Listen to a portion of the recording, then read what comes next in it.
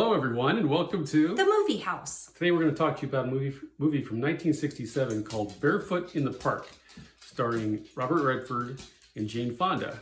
What'd you think?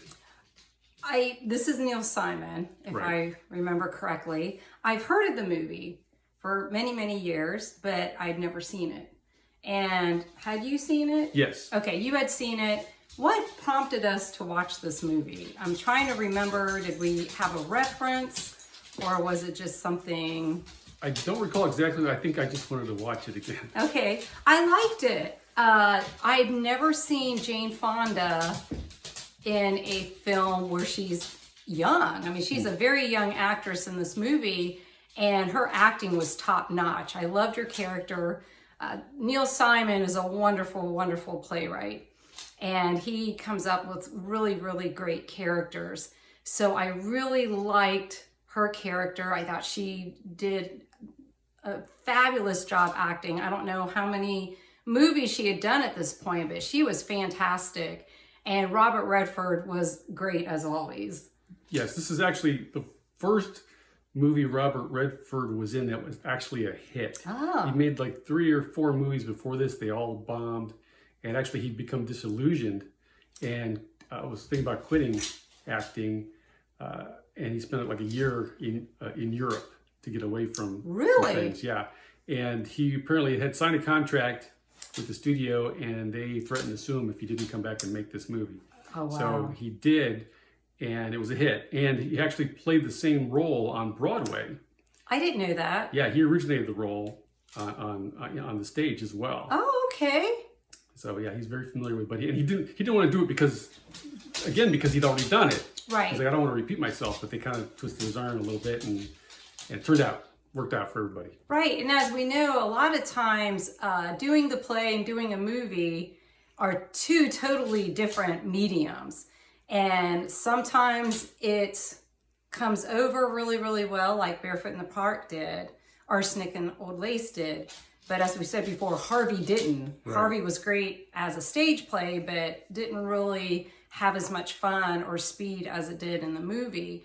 So yeah, that's great though, because Hollywood, I think, especially contracts, your name's mud if you don't honor a contract. And you can read stories of actors and actresses who had to pay hefty fines and were blackballed really from film because of refusal or breaking a contract. So Good for him that he did it, and it turned out to be a very successful film for him. Like you said, if everything else stunk, and now it did really well. Yeah, and this is the first time he and Jane Fonda had worked together on film anyway.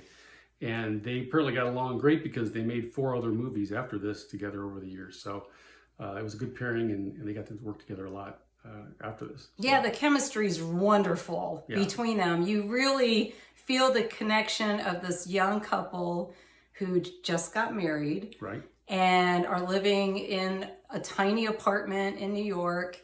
And he's a lawyer, right? He's a lawyer, and she's going to be a housewife.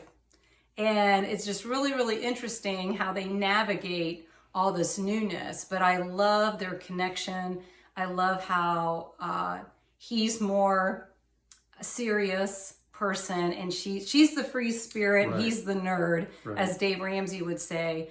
And yet they make it work, and they are very much in love, and this is all new and wonderful to them, and it shows throughout the movie. Yeah, it's really very funny, and it's only got a few characters because it was a stage play, and it adheres pretty close, I think, to the stage. So you've got the couple who newlyweds, you've got her mother who comes by, and you've got the wacky upstairs neighbor. I don't know if Neil Simon invented that convention or not, but Charles Boyer plays the upstairs exotic, romantic, charming, eccentric neighbor, and does a really great job with it.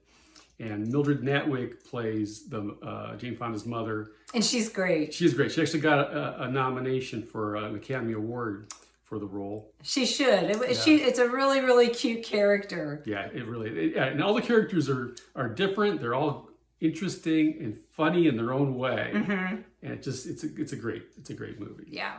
Yeah. Like I said, it's very fresh, romantic, and people can relate to it. Mm-hmm. I mean, we didn't get married until later in life, but you still have to deal with changing your independence and cohabitating with somebody and the newness of it all and how you don't want the honeymoon to end. And now you have to get back to real life and work and making a home and dealing with family and neighbors and money and things like that. Things sometimes you don't think about when you're in the freshness and the blush of love and the newness of it all. And it's like, what? I have to pay rent? Right. What do you mean you have to work until 10 o'clock tonight? And why can't we just go out to dinner anymore? So yeah, I thought it was a really, really insightful movie about young love and honeymoon and the first year of marriage. Really, really cute. Yeah, and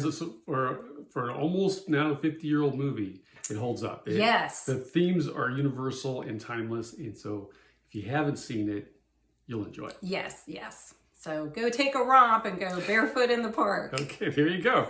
You heard it here. So thanks for joining us. We'll see you next time. Bye.